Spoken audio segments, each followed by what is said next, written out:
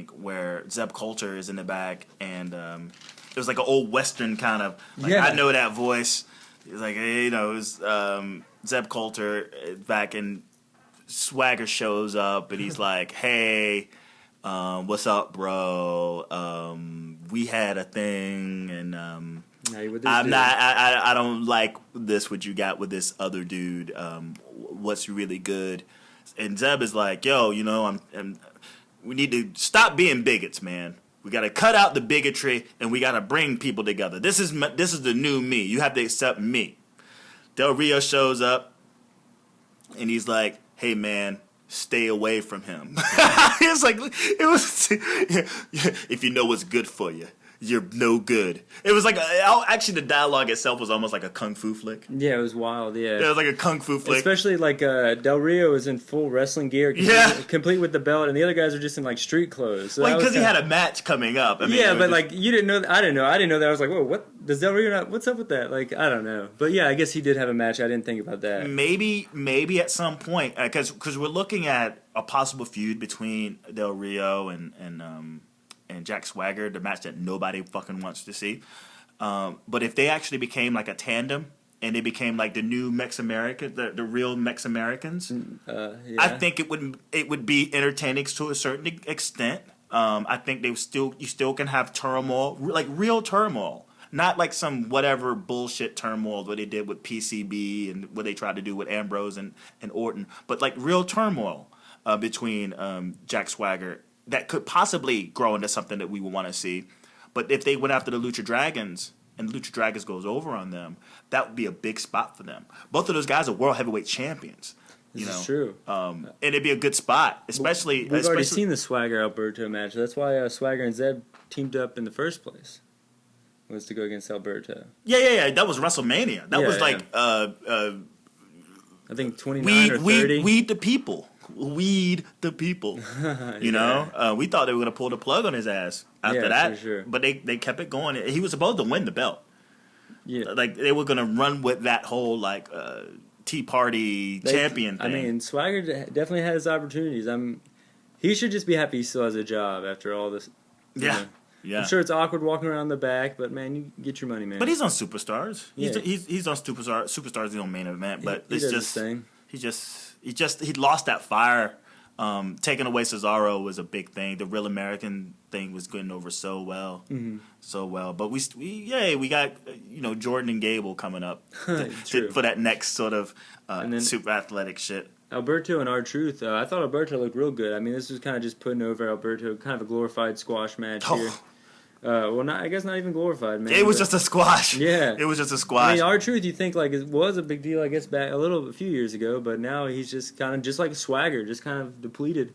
What do you think of this new move here, kind of where Del Rio jumps off the top on the people? Well, not too new, but new. All I think is, like, are they going to give it a name? Is it going to be called the border, cross the border? Like, borderlines? If they call that shit the borderlines... Yeah, that would be badass. But like something dealing with the border, because we're still waiting for that arm. We're still waiting for that arm breaker, man.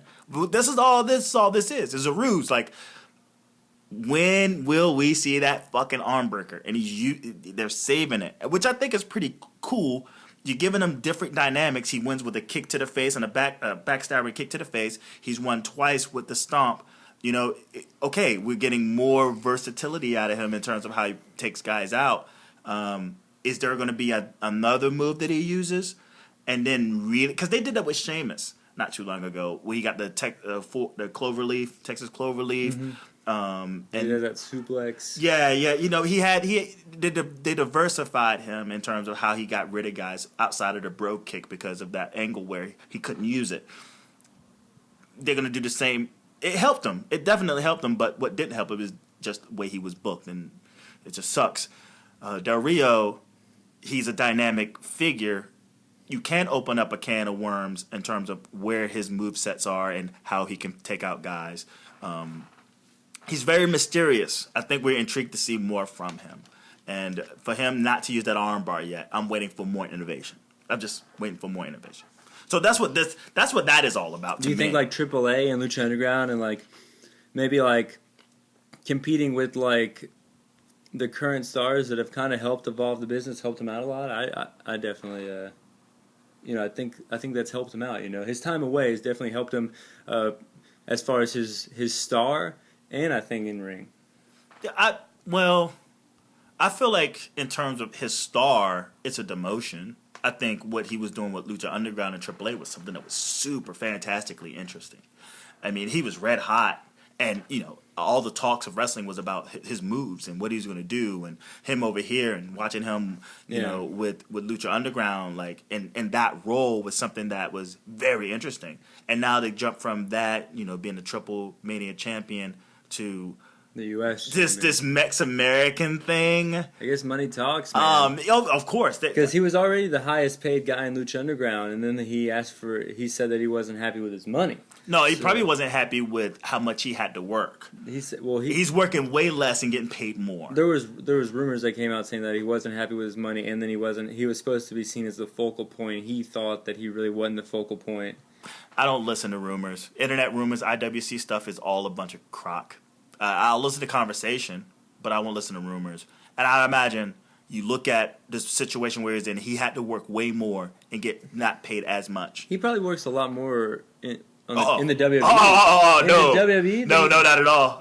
Not as much. He really had to earn his keep. No, for the amount of money. Sure, but Lucha Underground is a TV show that they film all at once. Yeah, it's tapings. Yeah, and then WWE is 4 or 5 nights a week. But he's still working the indies too. He's still working indies outside of AAA. I mean, he's bouncing around. Yeah. To make the same amount of money that he would get paid working for WWE, that workload is cut not only in half, it's cut to like a third of how much work he has to put in to make that amount of money. And as people who are like instead of the work harder, not smarter.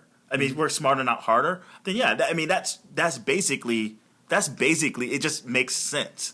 No doubt. And I guess we're on the topic of these contracts. What did you think of the new Young Bucks contract? Did you hear about that?